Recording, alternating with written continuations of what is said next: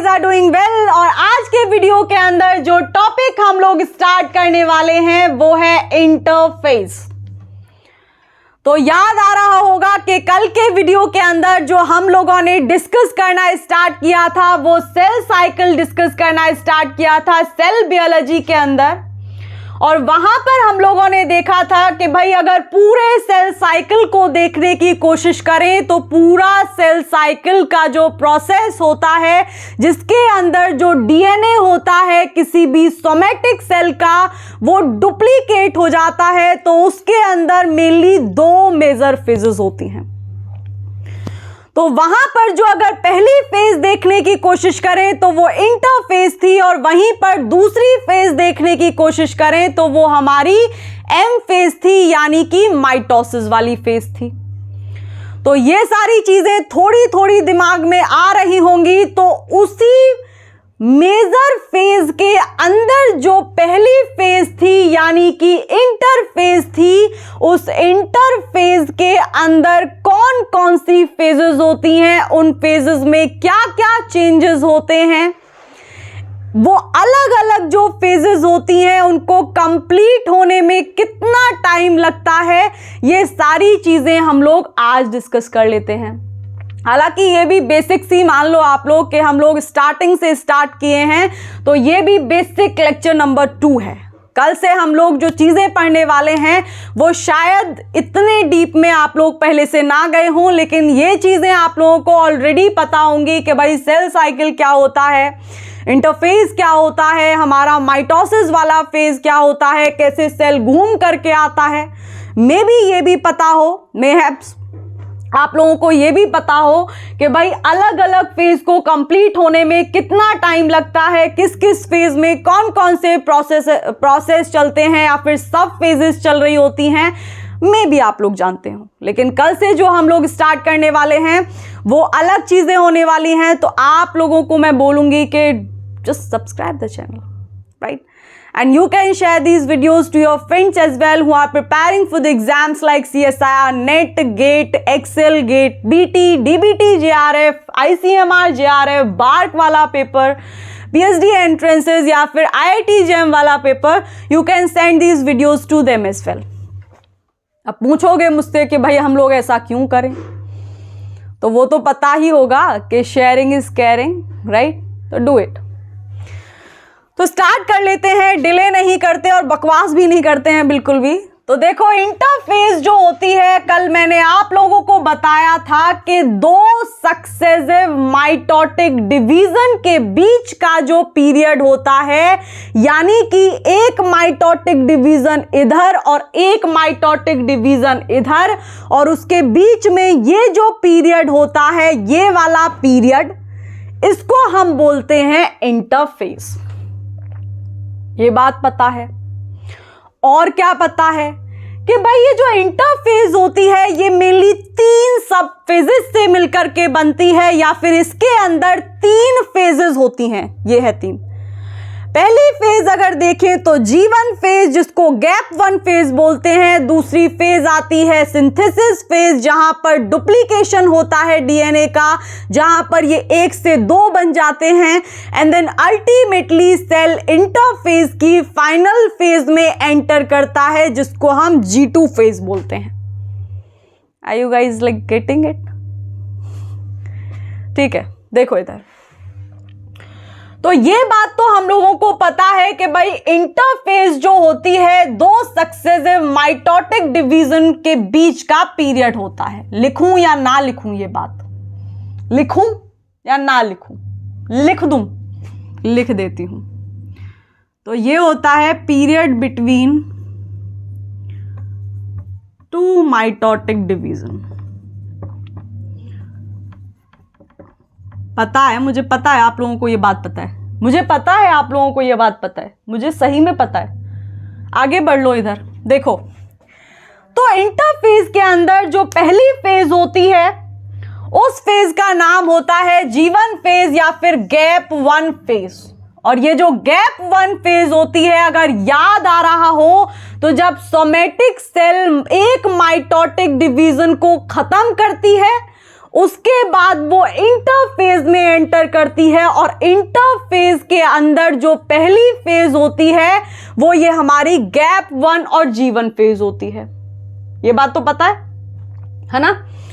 तो अब यहां पे समझने वाली बात क्या है कि भाई गैप 1 और G1 जो फेज होती है वो पहले वाले माइटोटिक डिवीजन के बीच का, और G1 फेज के बाद सेल कौन सी फेज में एंटर करेगी? इंटरफेज की S फेज में। तो दूसरे वाले माइटोटिक डिवीजन की एस वाली जो फेज होती है उसके बीच का जो पीरियड होता है उसको हम बोलते हैं गैप 1 फेज। एक गुत्थी सुलझ गई। अब अगली बात यह है कि भाई इंटरफेज की इस G1 फेज को कंप्लीट होने में एनिमल सोमैटिक सेल के अंदर कितना टाइम लगता है? टाइम तो कभी कभार पूछ लेता है भाई टाइम वाले प्रश्न। तो जान लो कि अगर G1 फेज की बात करेंगे तो लगभग 11 घंटे G1 फेज के अंदर सोमैटिक सेल रहती है जब सेल साइकिल प्रोग्रेशन उसके अंदर चल रहा होता है। दूसरी बात पता चल गई है ना? मजा आ रहा है ना? I know. अब तीसरी जो पॉइंट लिखा हुआ है वो हम लोग कल भी डिस्कस किए थे, और वो पॉइंट क्या है वो ऐसे नहीं समझने में आएगा। पहले थोड़ा सा बोर्ड को वापस से साफ कर लो।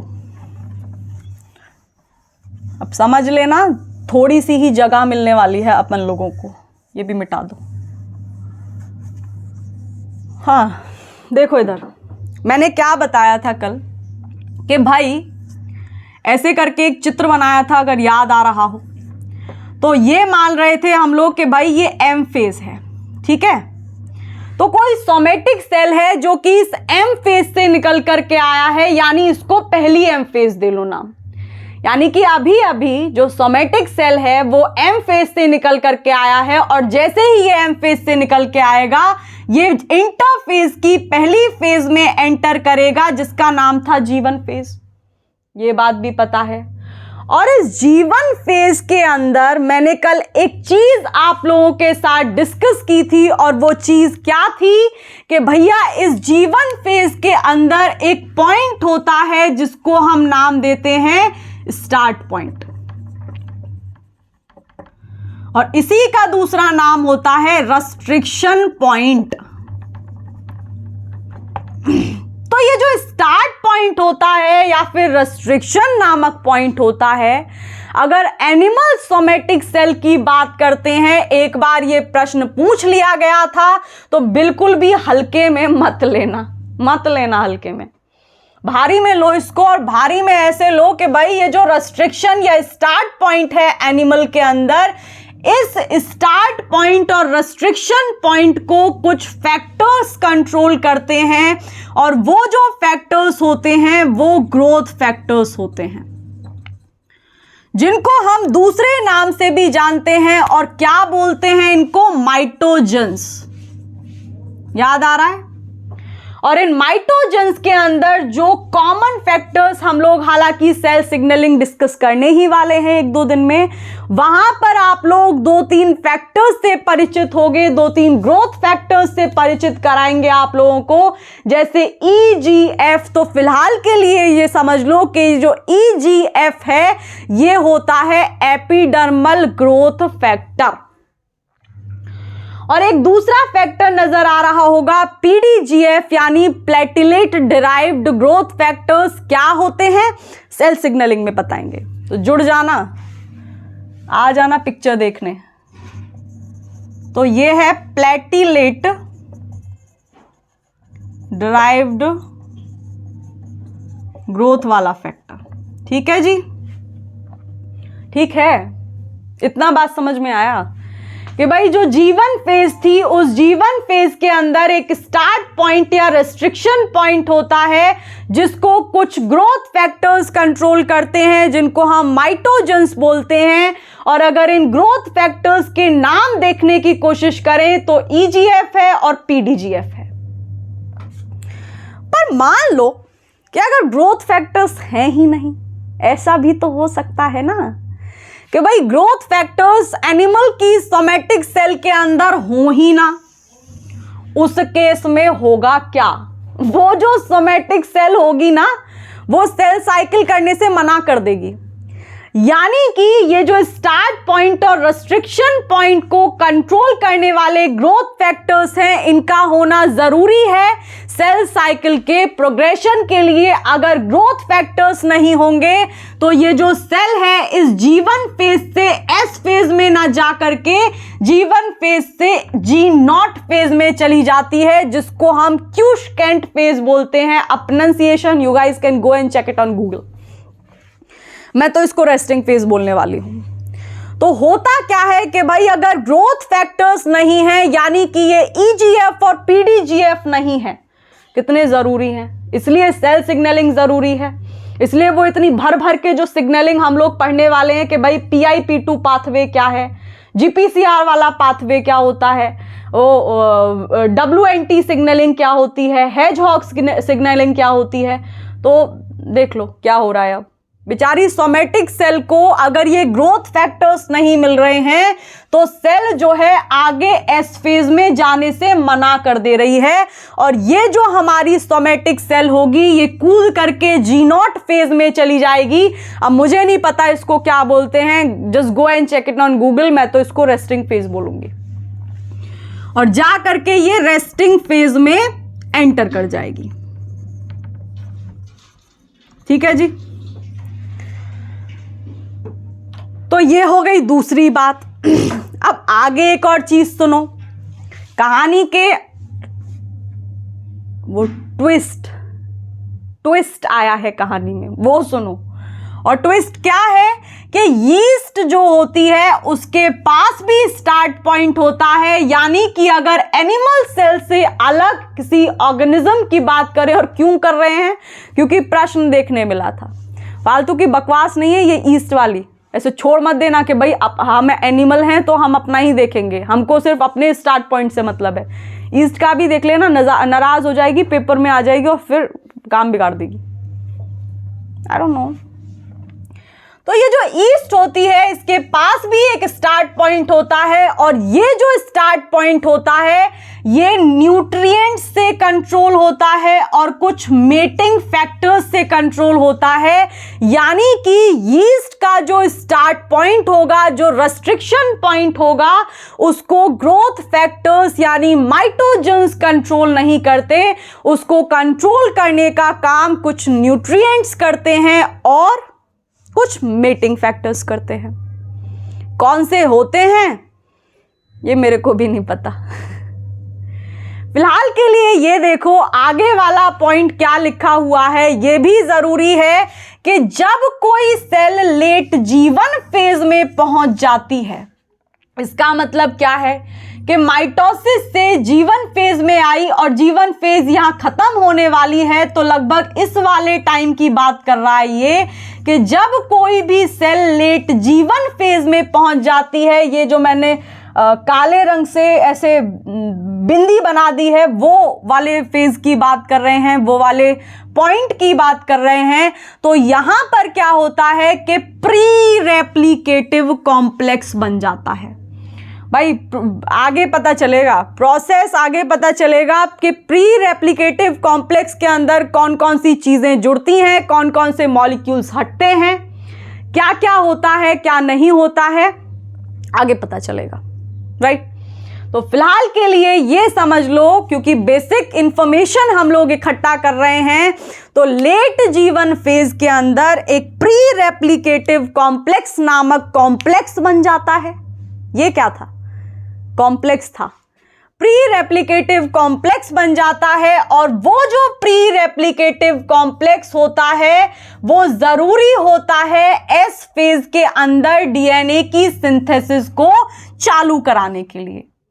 यानी कि जीवन फेज के अंदर, जब जीवन फेज के अंदर ये सोमैटिक सेल जीवन फेज की फाइनल पॉइंट पर आ जाएगी, और जैसे ही ये एस फेज के अंदर एंटर होना स्टार्ट करेगी, तो होगा क्या कि जीवन फेज की एंड वाले पॉइंट पर प्री रेप्लिकेटिव कॉम्प्लेक्स बन जाता है। और यहां जो प्री रेप्लिकेटिव कॉम्प्लेक्स बनता है ये G1 फेज से जब सेल S फेज में एंटर करती है, और हमको पता है कि S फेज में एक ही काम होना है, और क्या होना है कि भाई डीएनए का डुप्लीकेशन होना है। तो डीएनए को डुप्लीकेट करने के लिए, डीएनए जेनेटिक मटेरियल को 1 से 2 बनाने के लिए इस प्री रेप्लिकेटिव कॉम्प्लेक्स का फॉर्मेशन जरूरी है। और जैसा कि कॉम्प्लेक्स है ये, तो बहुत सारे मॉलिक्यूल्स अटैच हो रहे होंगे। वो कौन कौन से हैं बाद में बताएंगे।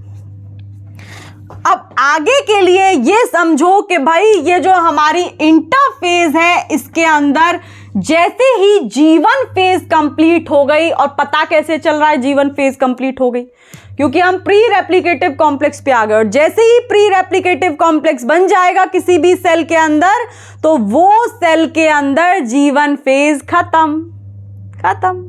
अब क्या आएगी G1 फेज के बाद? जो सेल होगा G1 फेज के बाद सेल साइकिल के अंदर S फेज के अंदर एंटर करेगा, और S फेज के अंदर तभी एंटर करेगा अगर G1 फेज के स्टार्ट पॉइंट को कंट्रोल करने के लिए ये ग्रोथ फैक्टर्स होंगे। अगर ऐसा नहीं हुआ तो S फेज में आने के बजाय ये जो सोमैटिक सेल होगी, जो सेल साइकिल प्रोग्रेशन शो कर रही थी, वो अचानक से G0 फेज में एंटर कर जाएगी, यानी कि क्युशकेंट फेज करके नाम है उसका, लेकिन मैं रेस्टिंग फेज बोलूंगी, तो रेस्टिंग फेज में एंटर हो जाएगी। और लेकिन अगर ग्रोथ फैक्टर्स हैं तो फिर क्या होगा? ये जो G1 फेज है ये S फेज के अंदर एंटर होगी, और जो S फेज होती है वो इंटरफेज की सबसे ज्यादा एक्टिव फेज होती है, और लगभग इस फेज को कंप्लीट होने में जो टाइम लगता है वो 8 घंटे का टाइम लगता है। बहुत लंबा टाइम है जी, क्योंकि काम यहीं पे बन रहा है अपना। और काम क्या था? सेल साइकिल को कराने का अल्टीमेट मोटिव यही था कि भाई डीएनए का डुप्लीकेशन होना चाहिए, और डीएनए का जो डुप्लीकेशन होएगा वो यहां पर ही होएगा हमारी एस फेज के अंदर।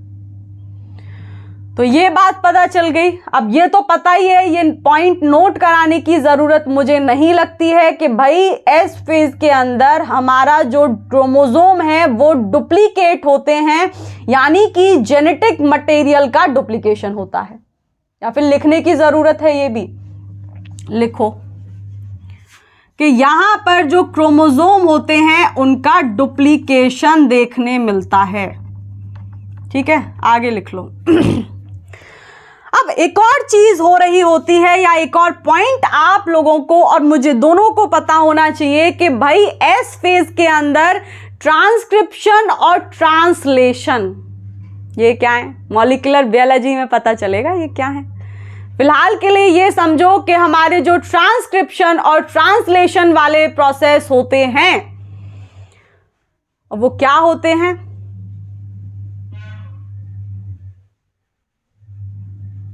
ओके, तो होगा क्या कि जो ट्रांसक्रिप्शन और ट्रांसलेशन का रेट होता है इस एस फेज के अंदर वो कम होता है एज कंपेयर टू रेप्लिकेशन। और रेप्लिकेशन भी डिटेल में पढ़ेंगे। प्रोकैरियोट्स के अंदर क्या होता है, यूकैरियोट्स के अंदर क्या होता है, कौन कौन से इनिशिएशन फैक्टर्स होते हैं। जब हम लोग translation, transcription, replication molecular biology में डिस्कस करेंगे। इलॉन्गेशन फैक्टर्स क्या हैं, इनिशिएशन फैक्टर्स क्या हैं, ये कौन सा कॉम्प्लेक्स है, ये सारी चीजें वहां पता चलेगी। राइट, तो फिलहाल के लिए ये दिमाग में भरो अभी कि भाई जो एस फेज होगी उस एस फेज के अंदर रेप्लिकेशन ज्यादा हो रहा होगा as compared to these two process named as transcription and translation. और जब ये प्रोसेस यानी कि जब रेप्लिकेशन इस एस फेज के अंदर ज्यादा हो रहा होगा तो कुछ प्रोटीन्स होते हैं जैसे हिस्टोन प्रोटीन्स, और उन हिस्टोन्स प्रोटीन का भी बहुत ज्यादा सिंथेसिस इस एस फेज में देखने मिलता है। तो ये बात भी समझ में आ गई भाई। अब थोड़ा सा जगह बना लेते हैं, फिर से आगे की चीजें समझेंगे। आनंद आ रहा है? आप लोग मुझे कमेंट क्यों नहीं करते हो? कमेंट करो मुझे।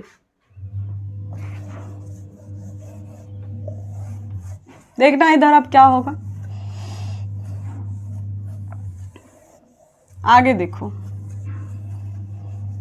अब क्या हुआ, अब क्या पढ़े हैं पहले वो एक बार ब्रीफ कर लेते हैं। हम लोग पढ़े क्या हैं, right? What we have discussed till now, वो देखो।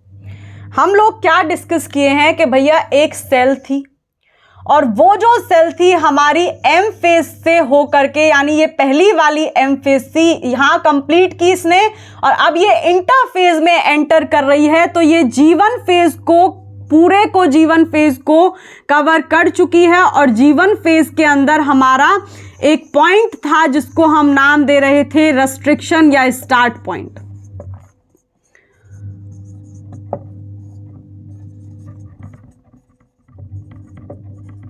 और ये जो हमारा रेस्ट्रिक्शन या स्टार्ट पॉइंट होता है, इसको कंट्रोल करने का काम कुछ फैक्टर्स को दिया गया है जिनको हम माइटोजेंस बोलते हैं।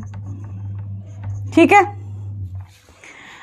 एक और चीज हम लोगों ने समझी कि जब ये जीवन फेज के अंत में कोई भी सोमैटिक सेल होगी तो यहां पर प्री रेप्लिकेटिव कॉम्प्लेक्स बन जाता है। और ये जो प्री रेप्लिकेटिव कॉम्प्लेक्स होता है ये जरूरी होता है किसके लिए, बताना जरा। ये प्री रेप्लिकेटिव कॉम्प्लेक्स जरूरी होता है जब जीवन फेज एस फेज में एंटर करती है, और एस फेज जो होगी जहां पर क्रोमोसोम का डुप्लीकेशन होगा, तो इस प्री रेप्लिकेटिव कॉम्प्लेक्स का होना जरूरी है। अब ये ग्रीन ग्रीन रंग से जो मैंने ड्रॉ किया है ये पूरी है भैया एस फेज। ठीक है, तो ये है हमारी एस फेज, और एस फेज जो है वो काफी लंबी भी होती है कि भैया इसको कंप्लीट होने के लिए पूरे 8 घंटे चाहिए। दूसरी बात हमने ये सीखी कि ये जो प्री रेप्लिकेटिव कॉम्प्लेक्स जीवन फेज के एंड वाले टाइम में बना है, ये जरूरी होगा एस फेज के अंदर क्रोमोसोम को डुप्लीकेट कराने के लिए। दूसरी बात ये पता चली, इसका मतलब है कि हम लोग एस फेज को क्रॉस करके अब इंटर फेज की तीसरी फेज के अंदर आ चुके हैं, जिसको हम नाम दे रहे हैं G2 फेज या गैप 2। तो जैसे स्पाइरल होता है वैसे स्पाइरल की तरह मैंने ये स्ट्रक्चर बनाया हुआ है। तो ये है हमारा G2 भैया नहीं, G2 फेज। देख रहे हो विनोद, ये बच्चे पढ़ने को तैयार नहीं है, पढ़ने को नहीं, डिस्कस करने को तैयार नहीं है ऑब्वियसली। तो क्या हो रहा है कि एस फेज से निकल करके ये जो सेल है ये G2 फेज में एंटर कर गई। और G2 फेज के अंदर जो पहली चीज आप लोगों को पता होनी चाहिए और मुझे भी पता होनी चाहिए वो ये है कि भाई इस G2 फेज को पूरे को कवर करने में इस सेल को टाइम लगेगा 4 घंटे।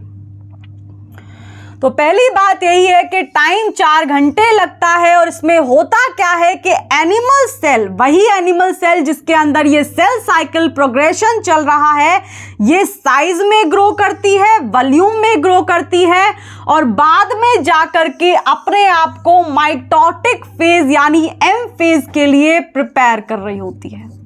कुछ नहीं कर रही होती, यहाँ पे सीधा सीधा ये है कि खड़े होकर के ये देखती है कि मेरा घर कब आएगा, क्योंकि इसका घर आने वाला होता है। और घर कौन सा है, एम फेज। ऐसे बनाओ। तो G2 फेज के अंदर क्या कर रही होती है, एनिमल सोमैटिक सेल अपने आप को खिला पिला रही होती है कि भाई घर पे मम्मी ये ना बोलें कि बाहर से पतला होकर के आया है। तो जैसे ही ये एम फेज में एंटर होने वाली होती है, ये अपने आप को बढ़ाती है, वॉल्यूम में, साइज में ग्रो करती है, और वेट कर रही होती है कि भाई मैं कब एम फेज में जाऊं। और इसको ये काम करने के लिए कोई बाहर के एक्सटर्नल फैक्टर्स की जरूरत नहीं होती है, अपने आप में सफिशिएंट है, ऑटोमेटिक यानी बाय डिफॉल्ट कन्वर्जन हो जाता है G2 फेज से एनिमल सोमैटिक सेल का एम फेज में। और अगली बात जो हमको पता होनी चाहिए वो ये है कि यहां पर G2 फेज के अंदर जो क्रोमोसोम होंगे, जो यहां पर बने हैं क्रोमोसोम, जो लूजली पड़े हुए थे यहां पर, कहां पर, न्यूक्लियस के अंदर वो G2 फेज में जाते जाते कंडेंस होना स्टार्ट हो जाते हैं और यहां पर माइक्रोट्यूब्यूल की असेंबली भी बननी चालू हो जाती है। तो ये बात हो गई हमारी G2 फेज की, और G2 फेज जैसे ही खत्म होगी उसके बाद ये सेल एंटर करेगा हमारी घर पे आ जाएगा, यानी कि M फेज के अंदर। और जैसे ही ये M फेज के अंदर एंटर करेगा, अब क्या होगा, यहां पर एक साइकिल कंप्लीट हो जाता है।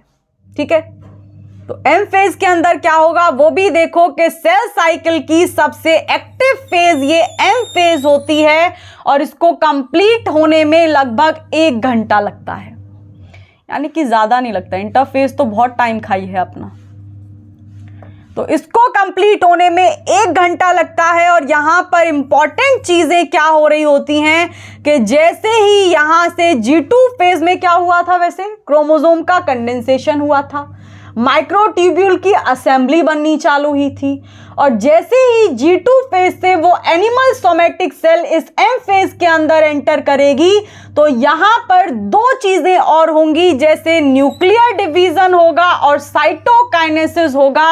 और ये तो टर्म पता ही होगा, जैसे ही साइटोकाइनेसिस होगा वो जो एक सोमेटिक सेल थी वो 2 आइडेंटिकल डॉटर सेल में कन्वर्ट हो जाएगी। और एक और चीज याद रख लो कि इन सारी की सारी फेजेस में जो सबसे अच्छी माइक्रोस्कोप के अंदर अगर विजुअलाइजेशन करने लगे तो M फेज ही दिखती है। और ऐसा क्यों होता है, क्योंकि यहां पर जो क्रोमोसोम होते हैं वो पूरी तरीके से कंडेंस क्रोमेटिन में कन्वर्ट हो जाते हैं। और अगर S फेज को देखने की कोशिश करें या फिर ओवरऑल इंटरफेज को देखने की कोशिश करें, तो वहां पर जो हमारे क्रोमोसोम होते हैं वो न्यूक्लियस के अंदर लूजली पड़े हुए होते हैं। तो ऐसे अगर माइक्रोस्कोप के अंदर आप लोग देखोगे तो ठीक से आपको क्रोमोसोम दिखाई नहीं देंगे, लेकिन अगर आप लोग M फेज को देखने की कोशिश करोगे माइक्रोस्कोप लगा के, तो आप लोगों को जो क्रोमोसोम्स होंगे वो आसानी से दिखेंगे, क्योंकि यहां पर क्रोमोसोम का कंडेंसेशन हो जाता है और वो जो क्रोमोसोम्स होते हैं वो क्रोमेटिन में कन्वर्ट हो जाते हैं।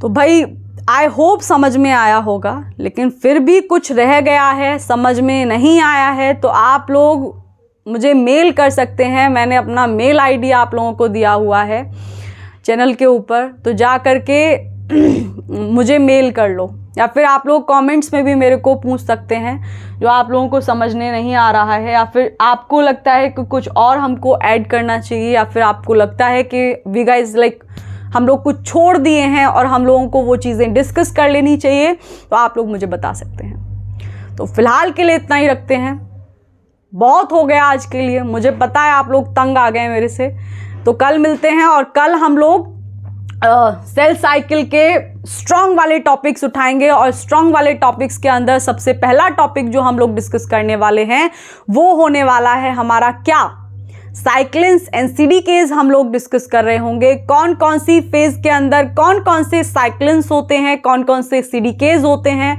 तो ऑब्वियसली ये बात भी पता होगी कि भाई अगर सीडीकेज को देखने की कोशिश करें तो एनिमल सेल के अंदर ऑलमोस्ट एक ही सीडीके होता है, CDK1 होता है, लेकिन साइक्लिन जो होते हैं हर फेज के अंदर अलग अलग साइक्लिन्स होते हैं, और वो साइक्लिन कौन कौन से हैं, किस किस तरीके से काम चलता है, तो ये सारी चीज़ें हम लोग कल देखेंगे। और अगर आप लोगों को जानने की इच्छा है तो आप लोग चैनल को सब्सक्राइब कर लो, घंटी बजा लो, वीडियोस को फ्रेंड्स के साथ शेयर कर लो। बाकी आप जान, बाय।